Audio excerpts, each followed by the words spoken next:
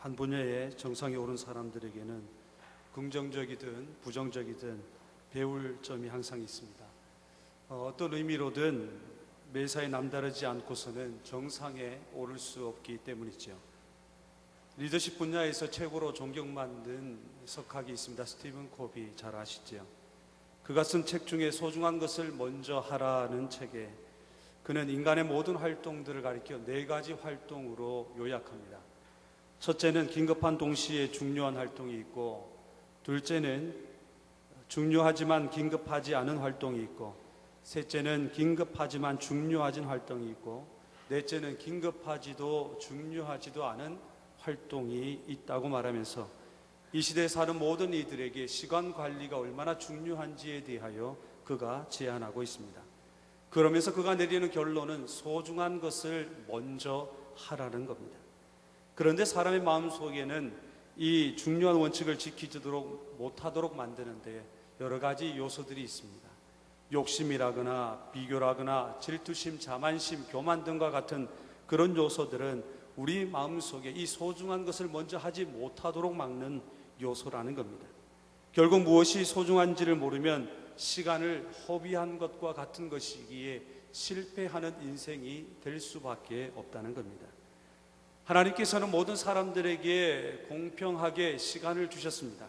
그 시간을 어떻게 사용하느냐에 따라 성공적인 삶을 살아갈 수도 있고 실패적인 삶을 살아갈 수도 있지요. 대부분의 성공한 사람들의 특징을 보면 시간 관리에 성공한 사람들입니다. 그런데 왜 시간 관리에 성공하는 사람이 있고 실패하는 사람이 있을까?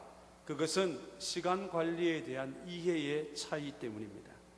똑같이 주어진 시간에 대하여 양적으로 시간을 이해하느냐 아니면 질적으로 이해하느냐에 따라서 성공과 실패가 가늠된다는 겁니다. 양적으로 생각한다는 것은, 양적인 시간에 근거한 삶의 평가라는 것은 얼마나 살았느냐라는 것이죠. 그러나 질적인 시간, 질적인 평가에 근거한 시간의 삶은 어떻게 살았느냐, 이 2가지 중에 어떤 것이 더 가치 있는 삶일까요? 유대인들은 13세가 되는 성인식 때에 자녀들에게 손목시계를 선물한다고 합니다. 이는 시간을 낭비하지 말고 잘 사용하라고 하는 큰 의미가 담겨져 있죠. 질적인 시간 관리의 중요성을 가르치고자 했던 선배들의 마음이었습니다. 우리에게도 시간을 허비하지 않고 잘 사용하는 것 굉장히 중요하지요. 시간을 대하는 사람들에 보면 몇 가지로 나뉘어집니다. 첫째가 시간 파괴형의 사람이 있습니다. 소중한 시간을 아무런 유익이 없는 일로 날려버리는 사람이 있지요. 하루 24시간을 게임 속에 빠져들고 도박 속에 빠져들고 매일 저녁마다, 아니 요즘에는 밤낮을 구분하지 않고 그냥 술을 먹는 사람들, 평생 동안 마약을 하는 사람들, 이것이 이런 사람들을 가리켜서 흔히 시간 파괴형의 사람이라고 이야기합니다. 그런데 자기만 그러면 그나마 다행이지요. 문제는 남의 시간까지 빼앗고 있으니 더욱 문제가 되는 겁니다. 재미있는 것은 제가 핸드폰에 가끔씩 까똑까똑 그러면서 카톡에 메시지가 날라옵니다. 그러면 거기에 보면은 쿠키런이라고, 저는 모르겠습니다만 쿠키런을 이렇게 자꾸 이렇게 보내오는데, 근데 그 보내보는 분이 누구냐면 장로님들, 권사님들, 안수 집사님들입니다. 아마 손주들이 아무나 대상을 찍어서 보내지 않았는가라는 생각이 듭니다. 어떤 사람은 집에 가겠다고 하는 사람을 굳이 붙잡아서 술 한 잔만 더 하자고 그러더니 결국 그 사람의 소중한 시간까지 빼앗고 있습니다. 오늘 우리의 모습을 돌아보세요. 나는 시간 파괴형의 사람은 아닌가? 그런 모습은 있지 않는가? 둘째, 시간 소비형의 사람이 있습니다. 여기에는 2 종류의 사람이 있는데, 첫째는 계획은 즐비하게 세웠지만은 실상 실천은 안 하는 사람입니다. 약속은 많이 해놓고 지키는 것은 아무것도 없습니다. 무엇을 해야 되겠다는 생각만 잔뜩 가지고 있지, 2014년도 시작됐을 때 이런 수많은 계획들을 이렇게 계획을 해왔지만은 지금 8월 말 아닙니까? 해놓은 것은 아무것도 없는 사람, 말만 무성하게 하는 사람, 이런 사람을 가리켜서 시간 소비형의 사람이라고 이야기합니다. 시간 소비형의 사람의 2번째 모습은 번민하는 사람입니다. 쓸데없는 일에 걱정합니다. 어차피 내가 결론 지을 일이 아니죠. 그럼에도 불구하고 자기에게 주어진 시간 속에 근심하고 걱정하고 날마다 그렇게 시간을 소비합니다. 철학자 쇼펜하우어가 이렇게 말합니다. 보통 사람은 시간을 소비하는 데 사용하지만 재능이 있는 인간은 시간을 이용하는 데 마음을 쏟는다. 셋째는 시간 창조형의 사람이 있습니다. 주어진 시간 안에서 주어진 일에 대하여 최선을 다하며 패션 열정을 가지고 성실하게 살아가는 사람, 그리고 그 속에서 참된 보람을 얻으며 행복을 만들어가는 사람, 이런 사람을 가리켜서 시간 창조형의 사람이다. 흘러가는 시간을 가리켜서 흔히 세월이라고 하는 말을 씁니다. 그런데 하나님은 오늘 본문의 말씀을 통하여 우리에게 세월을 허비하지 말고 아끼라라고 말씀하고 있습니다. 흔히 우리가 지금까지 살아온 인생 가운데 잊어버리고 싶은 일들이 있지요. 그런 사람들에게 있어서 이 세월이 약이라고 하는 말이 아마 실감이 나지 않겠습니까? 세월호의 사건이나 군 구타 사건들, 너무도 사랑했던 남자가 바람피거나 여자가 고무신을 거꾸로 신는 것과 같은 그런 엄청난 아픈 사건들은 세월이 약이라고 하는 말이 실감이 나지 않겠습니까? 그러나 이 세월이라고 하는 것은 우리의 아픔과 상처를 치료하는 치료약이면서도 동시에 세월이라고 하는 것은 우리를 유혹하는 유혹자가 될 수가 있고 우리를 잘못된 길로 인도할 수 있는 악의 현장, 악의 무대가 될 수도 있다는 겁니다. 가룟 유다라고 하는 사람 잘 아시지요? 예수님을 3년 동안 곁에서 지키면서 그분의 수많은 가르침들을 배워왔던 그 가룟 유다. 그런데 그 가룟 유다가 3년이라는 시간이 주님을 배신하기에 필요한 시간이었습니다. 다른 제자와는 다르게 그에게 허락된 3년이라고 하는 시간이, 그 3년이라고 하는 세월이 결국 죄의 유혹에 빠져버린 시간이 있죠.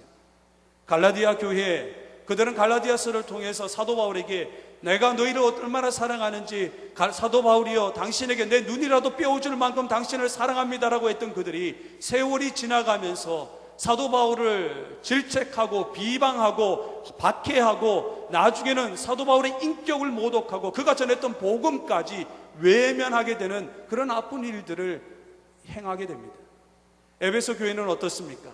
에베소 교회는 참 믿음이 좋았던 교회입니다. 온 가족들이 사랑 안에서 힘썼던 교회입니다. 그런데 시간이 지나면서 주님이 그들에게 이렇게 얘기합니다. 너가 첫사랑을 버렸다. 결국 그 세월 앞에서 그들은 주님 앞에 책망을 받을 수밖에 없었다라는 겁니다. 우리에게도 세월은 약이라 아니라 언제든지 유혹으로 시험으로 찾아올 수 있다는 것을 기억해야 합니다. 시시때때로 우리의 결심과 다짐들을 약하게 하거나 때로는 우리를 한순간에 변하게 만들어버립니다.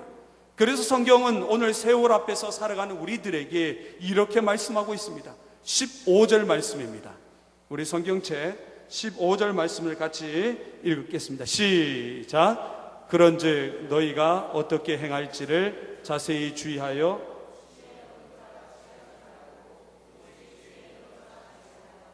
아멘. 근데 이거 어떻게 먹어요? 어떻게 열어요? 예? 못 먹겠네.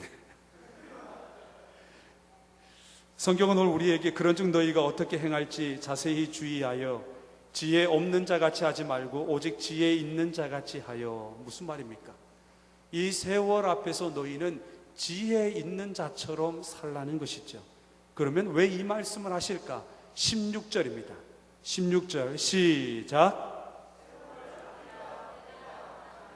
우리가 살고 있는 지금 이 시대가 때가 너무 악하기 때문에 세월을 아껴야 한다. 그것이 바로 지혜 있는 자의 모습이라는 거죠. 그래서 하나님은 우리에게 하나 더 당부하는데 17절입니다. 시작.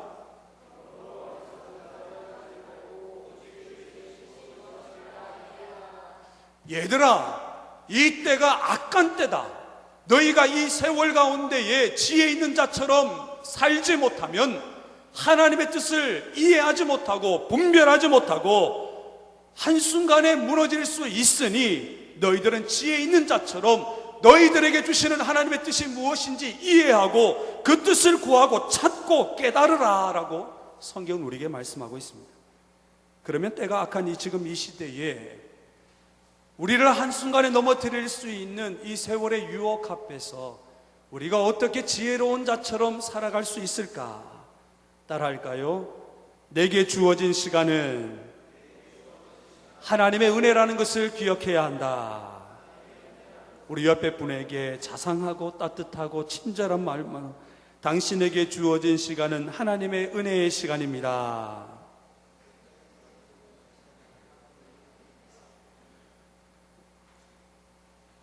뭐 집안에 우환이 있어요? 어디 사이가 안 좋아요?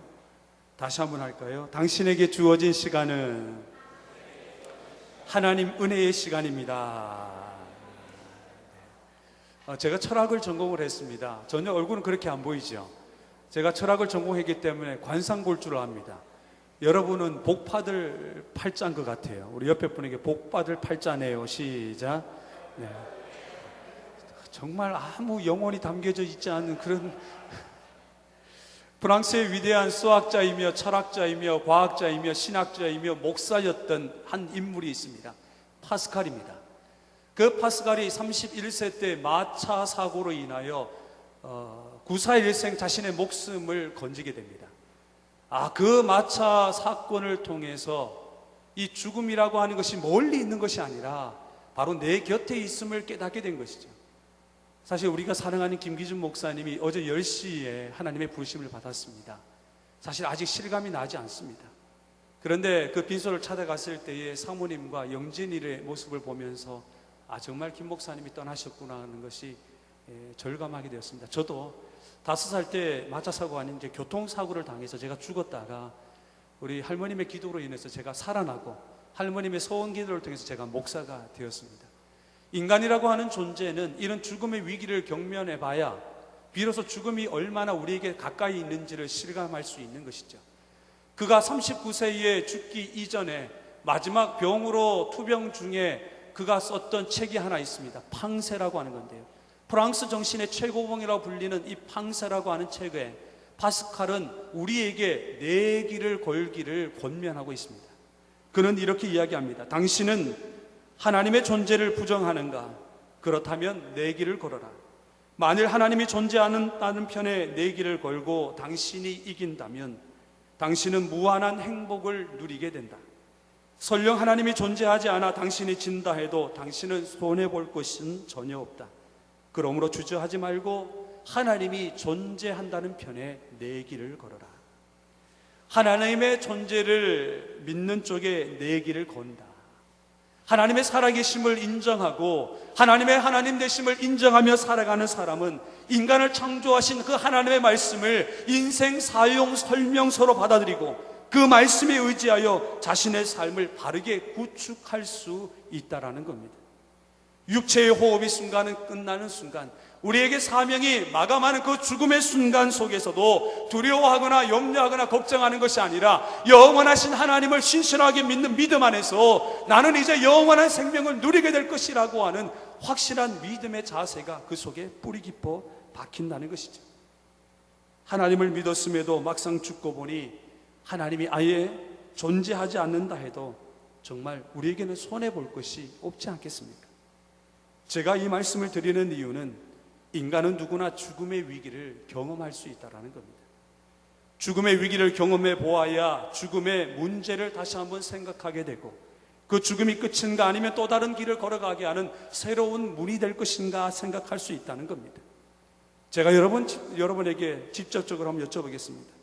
여러분은 언제까지 살 거라고 생각하십니까? 언제까지 여러분에게 목숨이 붙어 있을 거라고 생각하십니까? 그렇다고 빨리 가시라는 것은 아닙니다. 중요한 것은 오늘 내가 살아있다는 것, 그것은 정말 기적 중에 기적이라는 것이죠. 왜냐하면 아직도 정신을 못 차리고 하나님께서 우리에게 주신 이 시간을 매일 허투루 살아가는 인생이라면 부모에게 평생 짐이 되고 누군가에게 아무 도움이 되지 못하는 속썩이는 인생이라고 한다면 오늘 내게 주어진 이 하루는 아무짝에도 쓸모없는, 정말 아무짝에도 쓸모없는 소용없는 시간 아니겠습니까?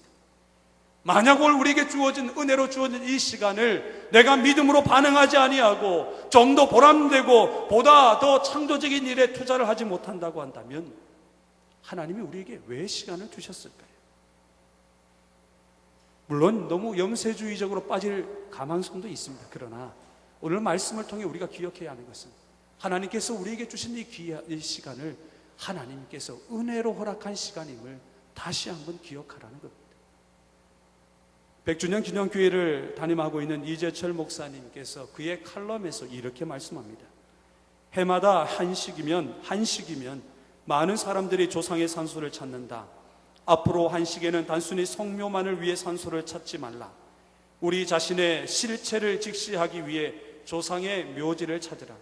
그 묘지에서 언젠가 무덤 속에 들어 누울 우리 자신, 먼지와 같은 우리 실상을 똑바로 대면하라. 그날이 언제인지는 알 수 없지만 그러나 그날이 불현듯 비수처럼 날아들 것임을 마음속에 항상 각인하라.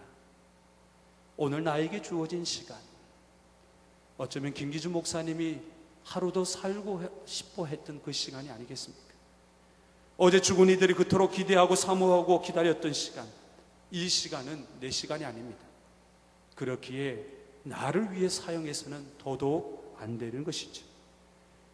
만약 오늘 내가 살아가고 있는 행동들이나 모습들을 하나님이 계산하신다면, 하나님의 그 계산 법칙, 인가 법칙에 따라 계산하신다면 우리 인생에 과연 내일이라고 하는 날이 찾아오겠습니까?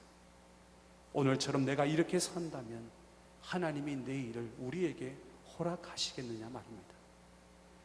제 성은 조요, 이름은 현석입니다. 조현석입니다. 나라조, 나타날 현, 클 석자입니다. 돌 석자가 아닙니다. 클 석자입니다. 나라에 큰 인물이 나타나라고 하는 부모님의 간절한 소망과 염원이 담겨 있습니다.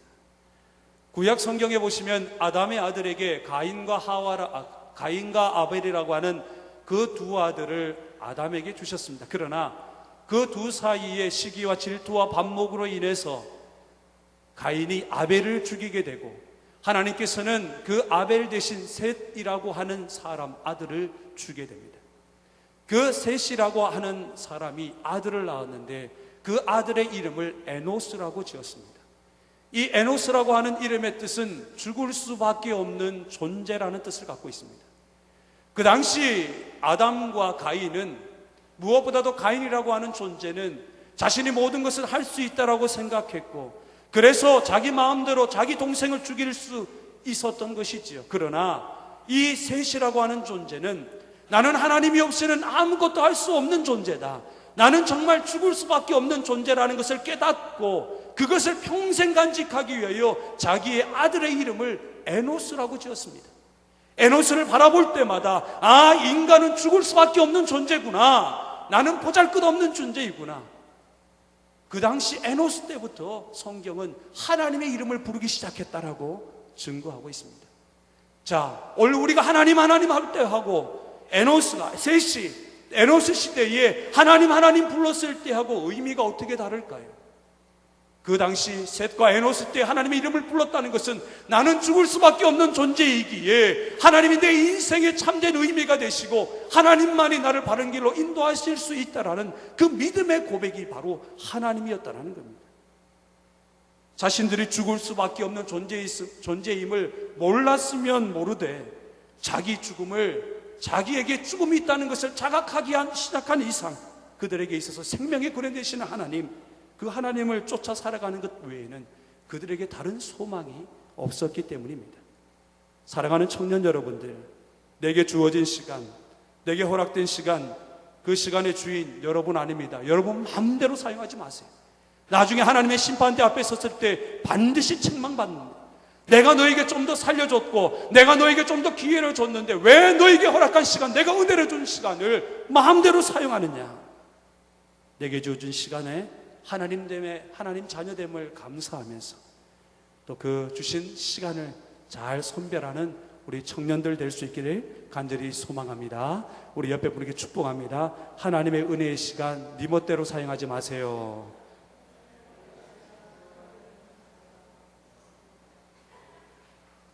두 번째, 시간 관리의 성공자가 되기 위해서는 따라할까요?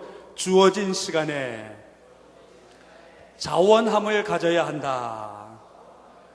이 자원함이라고 하는 것은 스스로 원해서 행하는 것을 말하지요. 억지로 끌려가는 시간은 빼앗기는 시간이고, 마음이 담기지 않는 시간은 도둑 맞는 시간과 마찬가지입니다.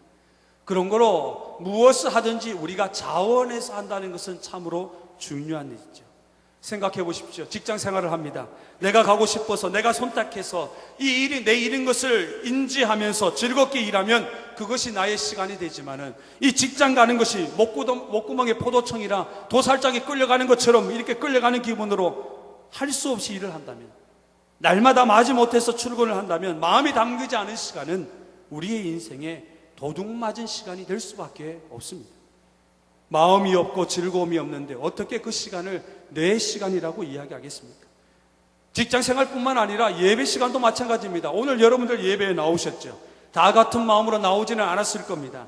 정말 하나님의 은혜로 인해 내가 있고, 오늘 이 귀한 시간을 하나님께서 주셨기에 이 귀한 휴일마저도 내가 하나님 앞에 은혜에 감사하는 마음으로, 감격하는 마음으로 이 시간에 하나님께 드리는 마음으로 참석했다고 한다면, 그 사람에게 있어서 이 예배의 시간은 창조적이며 가치 있는 삶이 될 것이고, 이 예배 시간은 참으로 하나님의 은혜를 발견하는 축복의 시간이 될 수 있습니다.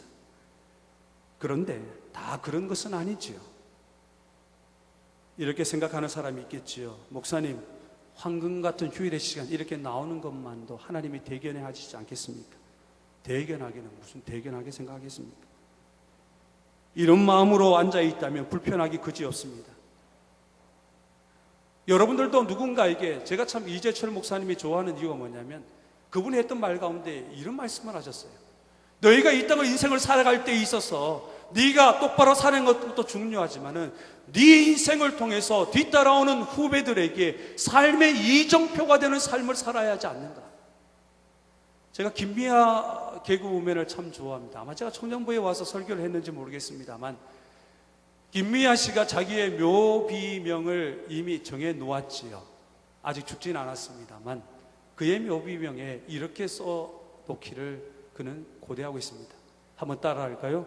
웃기고 자빠졌네. 김미아 씨의 그의 철학이 담겨 있지 않겠습니까? 웃기고 자빠졌네. 웃기고 자빠졌다는 것은 그가 코미디언으로서, 개그우먼으로서 많은 사람들에게 웃기는 것, 그것이 자기의 사명인 것을 알고, 그래서 그는 이 자리에 자빠졌다. 자, 그렇다면 여러분은 뭐 하다 자빠지시겠습니까?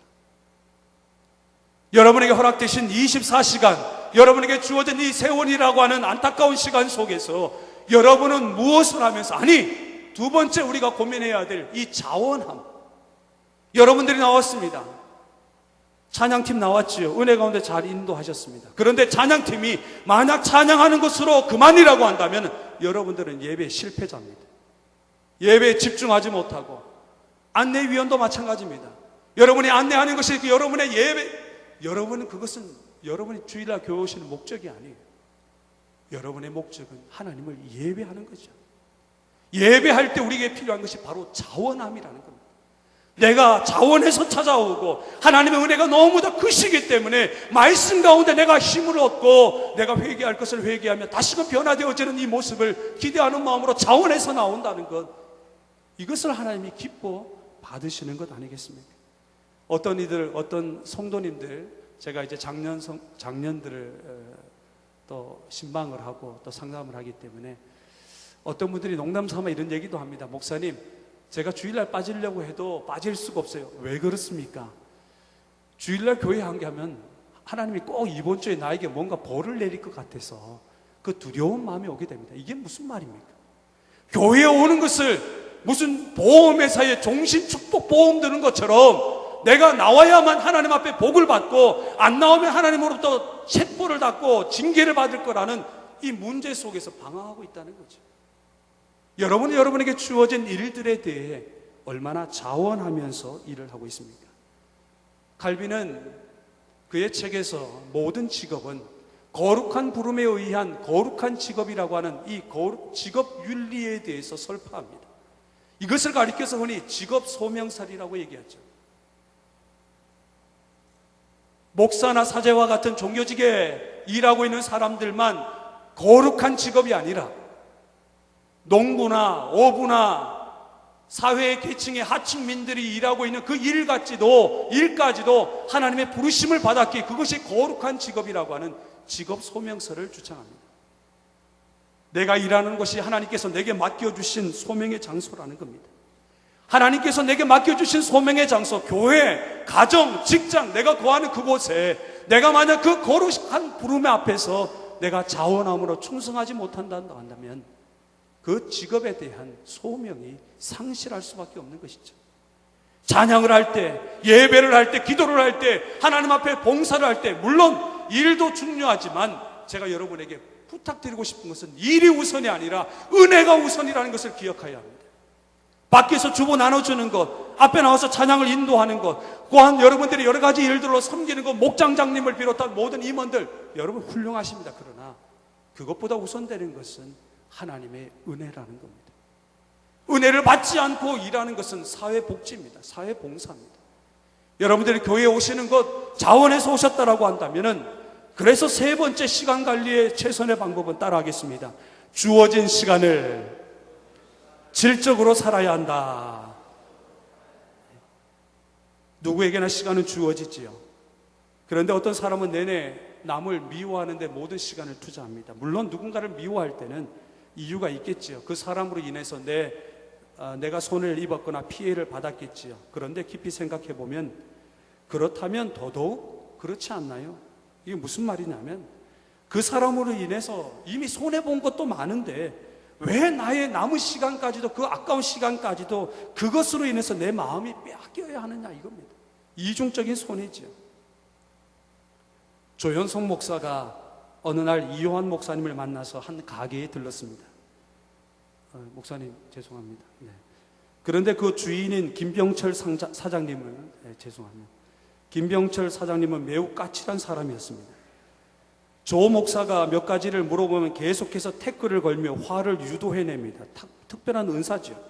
한 번이 아닙니다. 계속해서 화를 나게 만듭니다. 그러나 조 목사는 그런 사장을 개의치 않고 오히려 물건을 사오고 나올 때 사장에게 사장님 복 많이 받으세요 라고 말하며 나왔습니다. 이를 지켜보고 있던 이 목사님이 너무도 이상해서 물었습니다. 목사님, 저런 사장이 도대체 어디 있을까요? 그런데 궁금한 게 있습니다. 네, 목사님, 무엇이 궁금합니까? 목사님은 그런 싸가지 없는 사장에게 어떻게 그렇게 공손할 수 있겠습니까? 그리고 나올 때 복까지 빌어주는 걸 보면서 저는 참 의아해했습니다. 그러자 조 목사가 말을 합니다. 네, 저는 그 사람 때문에 제 기분을 망칠 수 없기 때문입니다.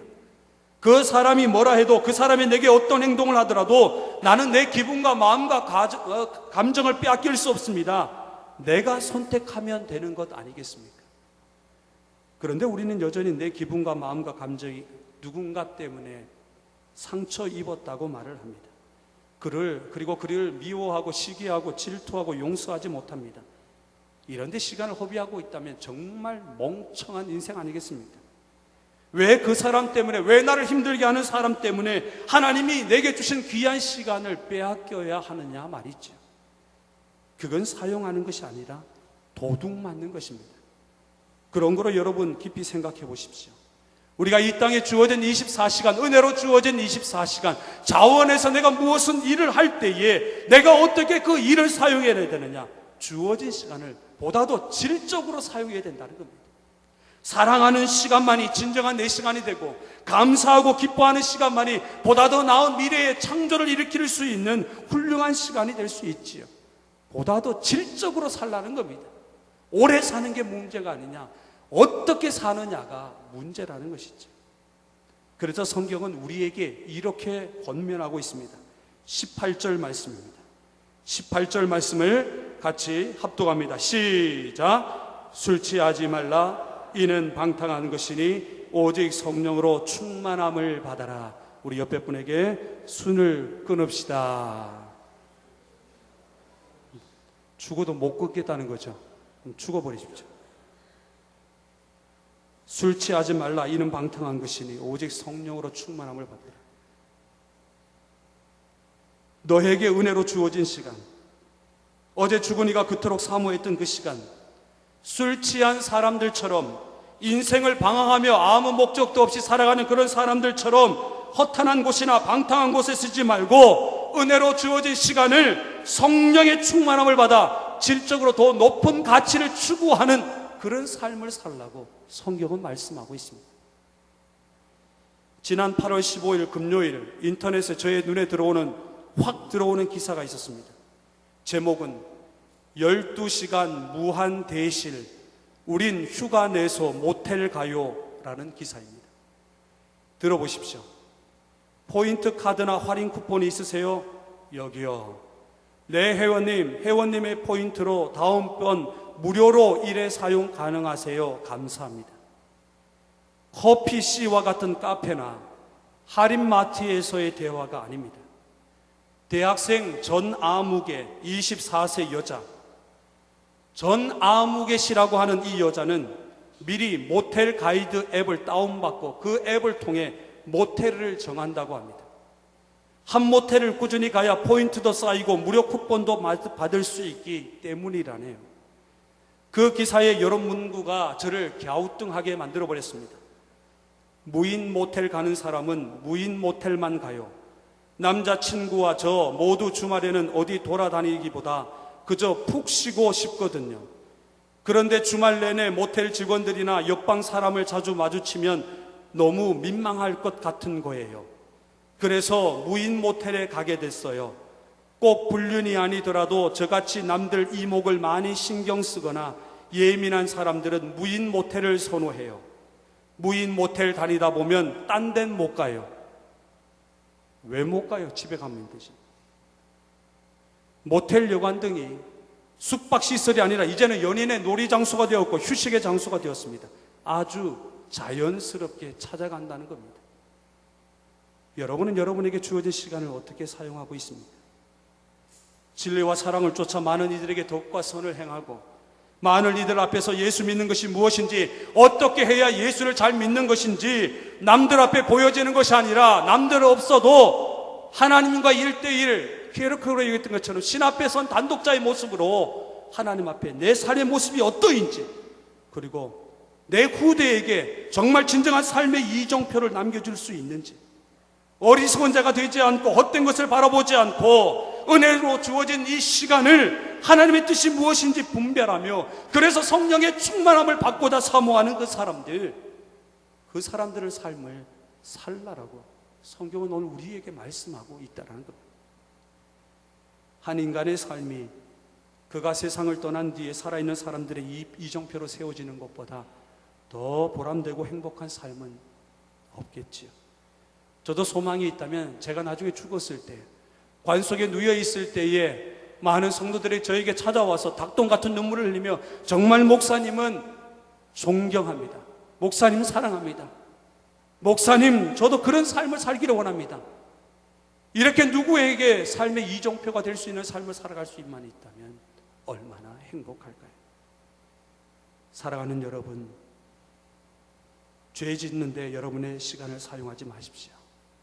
누군가를 미워하고 인생에 아무 도움이 되지 않는 게임 도박, 예수 이름으로 핸드폰 게임하는 모든 그런 악한 영들이 떠나갔으면 좋겠습니다. 술에 빠져 살지 말고 인생에 도움 안 되는 친구들 예수 이름으로 다 끊어버리십시오. 인생에 도움 안 되는 것들 다 치워버리십시오. 질적인 삶, 영향력 있는 삶, 누군가의 이정표가 되는 삶. 모텔 가지 말고 교회 오라는 겁니다. 사람 만나는 대신 하나님 만나라는 겁니다. 술 취해서 개가 되지 말고 성령으로 충만해 영향력 있는 삶, 영적인 고인의 삶을 살라는 겁니다. 미국의 헌팅턴 프레스라는 신문사 여러분 잘 아시죠? 그 건물 입구에는 3개의 동상이 있다고 이야기합니다. 하나는 사람이 지구본을 껴안고 오난한 미소를 짓고 있고, 또 다른 하나는 지구본 위에 사람이 거만한 표정으로 서 있고, 마지막 3번째는 사람이 지구본 밑에 깔려서 고통스러운 모습을 짓고 있습니다. 신문사 측은 이 동상에 대해 다음과 같이 설명합니다. 지구본은 흘러가는 시간을 상징하는 것이요, 사람이 지구본을 껴안고 있는 동상은 시간을 아끼고 사랑하는 사람을 표현한 것이고, 지구본 위에 거만하게 서 있는 모습은 시간의 귀중함을 비웃는 것을 표현한 것이고, 지구본 밑에 깔려있는 모습은 시간을 무시하다가 실패해서 고통당하는 사람의 모습이다. 우리 신문사는 항상 흐르는 시간 속에서 최후의 신문을 만들고자 이 동상을 세운 것이다. 세월은 이야기 될 수도 있고 우리에게 오히려 독이 될 수도 있습니다. 세월은 우리를 가만히 두지 않습니다. 시간은 우리를 유혹하고 방탕하도록, 지혜 없이 살도록, 어리석은 자가 되도록 우리를 유혹하기도 합니다. 사람의 마음을 훈훈하게 했던, 진정한 가정의 모습을 드러내 주었던 참 좋은 시절이라고 하는 드라마가 막을 내렸습니다. 마지막 엔딩 부분에 남자 주인공 이서진, 그가 하는 말은 제게 참 감동을 주었습니다. 고향으로 가는 차 안에서 나는 지금 혜원이에게 대답한다. 눈물이 날 만큼 힘겨웠고 주저앉고 싶을 만큼 서럽고 고통스러웠지만 그래도 그 힘겨움과 서러움과 고통을 견딜 수 있었던 사랑과 사람, 우리에겐 있었다고. 그래서 그 시절에 우리 눈부시게 찬란하고 아름다웠다고. 우리에게 그 시절은 세상 어떤 것과도 바꿀 수 없는 참 좋은 시절이었다고. 이 참 좋은 시절, 여러분에게 다시는 돌아오지 않은 이 참 좋은 시절, 비록 눈물이 날 만큼 힘겹고 주저앉을 만큼 고통스러운 시절이지만 그래도 우리가 그 힘겨움과 고통과 아픔들을 이겨내고 견딜 수 있는 이유는 바로 하나님이 우리 곁에 계시기 때문입니다. 그리고 하나님을 함께 사랑하는 여러분이 서로 한 지체가 되어 신앙생활하고 있기 때문이죠. 우리에게 주어진 이 시간, 이 시간은 세상 어떤 것과도 바꿀 수 없는 참 좋은 시절입니다. 세월의 유혹과 수많은 고난과 고통 앞에서도 성령의 충만함을 받아 지혜로운 사람답게 하나님의 뜻을 분별하여 가치 있고 보람되고 또 누군가에게 삶의 이종표가 될 수 있는 그런 영향력 있는 삶을 살아가는 청년 여러분 되시기를 주님의 이름으로 축복합니다.